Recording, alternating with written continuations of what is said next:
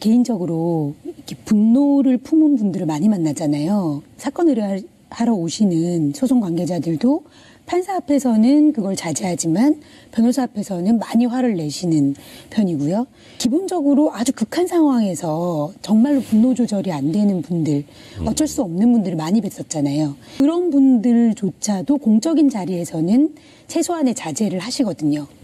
근데 이분은 업무 관계에서 네. 자기 집에서 혼자 그런 것도 아니고 업무 관계에서 네네 공적인 관계에서 그렇게까지 할 수 있다는 것은 사실은 저는 두 가지라고 생각을 했어요. 네.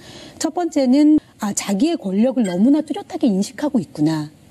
나는 아무 노력을 안 해도 당연히 임원이 될 수 있는 사람이고 임원이 되면 내 멋대로 해도 아무도 문제 삼을 수 없다라고 생각한다는 거죠. 문제가 안 된다. 그렇죠. 예.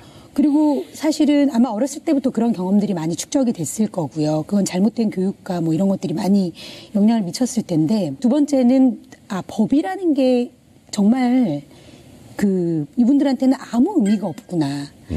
일단 어떤 혐의가 적용될 수 있겠습니까? 우리? 사실 어느 주장에 의하더라도 물컵을 집어 던졌다라는 행동은 거의 동일하게 나오는 것 같아요. 네. 근데 이제 물론 바닥을 향해서 물컵을 집어 던졌다고 해도 저는 그거는 충분히 외포심을 일으킬 의사였다고 보이기 때문에 겁을 먹게 하려고 하는. 네.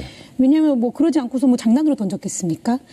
사람을 향해 던졌으면 당연히 특수폭행이 되는 거고. 특수폭행. 예. 만약에 바닥을 향해 쳤어도 사실은 사람한테 그것들이 튀거나 이럴 수 있다는 걸 인식하면서 했어도 특수폭행이 되는 거고. 네.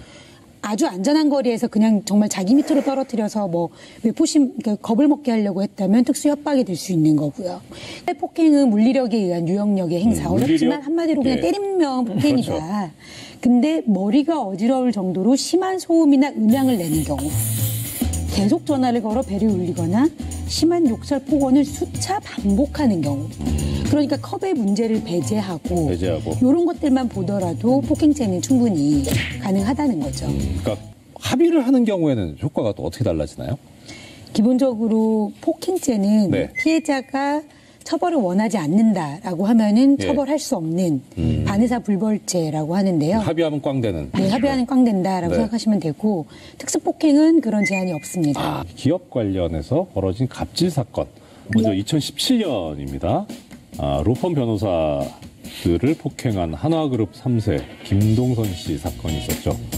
그리고 2016년에는 갑질 폭행, 치즈 통행세, 보복 출정해서 정우현 전 MP그룹 회장이 문제가 됐었던 일이 있습니다. 그리고 2014년 유명하죠. 이른바 땅콩회항, 조현아 전 대한항공 부사장 사건이 있었습니다. 그리고 2010년에는 이것도 상당히, 이게 벌써 2010년 사건이네요. 매 한 대에 100만 원이다 했던 최철원 M&M 전 대표 사건이 있었고요. 이 사건도 유명했죠. 2007년 청계산 쇠파이프 폭행 사건, 한화그룹의 김승현 회장 사건이 있었습니다. 그리고 2005년에 조원태 대한항공 사장이 운전 중에 70대 할머니를 폭행했던 그런 사건이 있습니다. 처벌을 제대로 받았는가? 조현아 전 대한항공 부사장 같은 경우는 또 집행유예. 이것도 징역 10월에 집행유예 2년이면 집행유예 중에서도 높은 편이 아니죠. 그렇죠.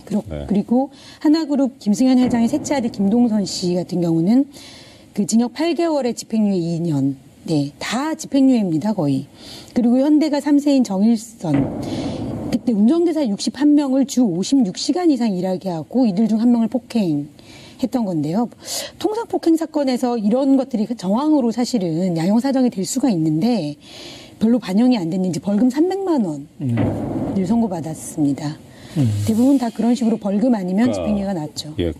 좀 중요한 게 아까 조현민 상무 같은 경우에는 본인이 페이스북에 전무 그 글을 쓰면서 광고에 대한 애착 때문에 뭐 실수를 저질렀다라는 식으로 이제 썼는데, 그 정당화 논리를 사실은 많은 피의자들이나 의뢰인들이 계속 자기도 모르게 자기 정당화 논리를 계속 만들어내거든요.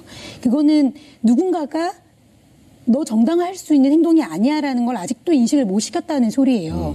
그럼 그 역할을 누가 하겠습니까? 지금 검찰 기소가 됐는데도 그렇게 못하고 있다면 검찰이 하거나 법원은 해야 되는 거예요. 그렇습니까? 이 국민의 어떤 인식이 바뀌었다, 이제. 이 사람들 이렇게 해가지고 이제 살아남을 수 없다라고 하는 그런 마음을 모아서 이 동력을 가지고 앞으로는 이런 일이 생겨나지 않도록 제도와 시스템이 개선될 수 있게 해봐야 되지 않을까 싶습니다.